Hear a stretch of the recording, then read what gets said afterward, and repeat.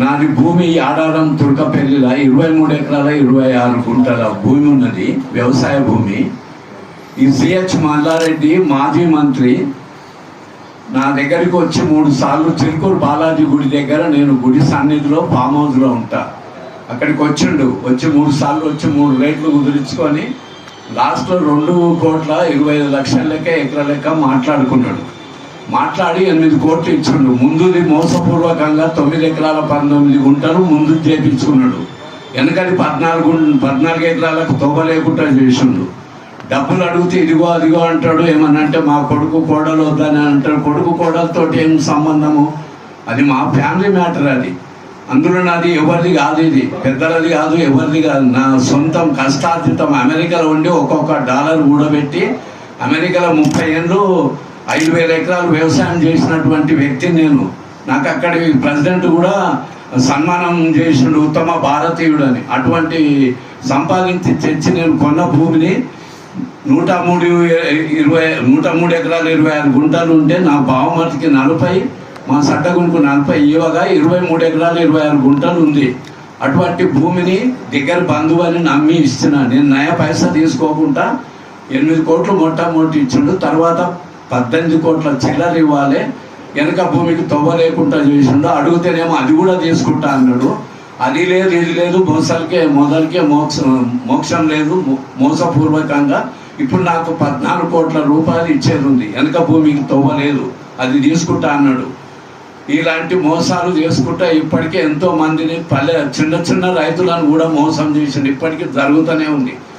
అది వేరు విషయం. నన్ను వృద్ధుల్ని చూసుకొని ఇలా మోసం చేయడం అది సమంజసం కాదు. నేను రేవంత్ రెడ్డి గారి దగ్గర, సీఎం దగ్గర కూడా పోవాలనుకుంటున్నా.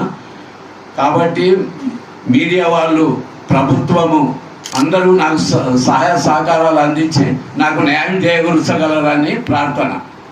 మల్లారెడ్డి గారు మా కోడలు మల్లారెడ్డి మరదలు, తమ్ముని భార్య, గోపాల్ రెడ్డి భార్య, ఇద్దరు సొంత అక్క చెల్లెళ్ళు. మీకు బంధువు అవుతాడా? మాకు బంధువు అవుతాడు.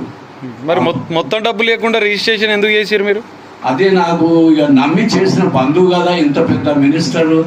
ఈ మామూలు ఈ డబ్బును నన్నేగా కొడతాడా? అపర కోటేశ్వరుడు ఆయన. విద్యా సంస్థలకు అధినేత, సరస్వతి పుత్రుడు అనుకునే సన్యాసి అని అనుకోలేదు నేను. ఇటువంటి సన్యాసి వేషాలు వేస్తాడని అనుకోలేదు. కాబట్టి నమ్మి చేసిన. మీరు అది వాస్తవమే, అయినా నమ్మిన. ఎందుకంటే బంధువు కదా, నన్ను మోసం చేస్తాడా అనే ఉద్దేశంతో నమ్మి ఇస్తే అది ప్రజలకు చేసినట్టే నాకు చేసిండు. చివరకు మీకు తెలుసా ఆయన కబ్జాలు చేస్తుండు, రైతులది భూములు కూడా కాజేసిండు? బాగా తెలిసి కూడా మోసపోయిన నేను. నమ్మిచ్చుడు 10 సార్లు తిరిగింది నా దగ్గరికి. చివరకు 2,50,000 అమెరికాకు టికెట్ కొని తెలుగు మహాసభలకు తీసుకెళ్ళిండు. నాకు అమెరికా కొత్త కాదు తమ్మి, నేను చాలా సంవత్సరాలు ఉన్నా, మీరు వేలని తెలియలే, మేము అందరం వెళ్తున్నాం రమ్మని ఆయనే డబ్బు పెట్టి 2.5 లక్షలు పెట్టి బలవంతంగా తీసుకెళ్ళాడు. ఇప్పుడు మీకు మల్లారెడ్డి గారు డబ్బులు ఇవ్వాలన్నట్టు మీ దగ్గర ఆధారాలు ఉన్నాయా? ఉన్నాయి. ఏమేమి ఆధారాలు ఉన్నాయి? 14 కోట్లకు చెక్ ఉంది. చెక్ ఇంట్లో మర్చి వచ్చిన ఇక్కడ డిస్ప్లే చేద్దాం అనుకున్నా. మీడియాకి ఇస్తారా? అవి మీడియాకి ఇస్తా, నేను మీడియాకి ఇస్తా. బౌన్స్ అయింది. ఇప్పుడేమో ఇది ఎగగొట్టగా ఇప్పుడేం చేస్తుండ్రు, కొత్త నాటకం కొడుకుతో కోర్టులో కేసు వేయించుండు. నిన్న లాయర్ తోటి, హనుమంతరావు తోటి నాకు నోటీస్ పంపిండు. ఎందుకంటే కోర్టులో వేస్తే కాదు, ఎక్కడనో ఎప్పటికో కదా, అది తేలదు. సో ఇప్పుడు మరి ఫైనల్గా ప్రభుత్వాన్ని ఏం డిమాండ్ చేస్తున్నారు? మల్లారెడ్డిని ఏం అడుగుతున్నారు?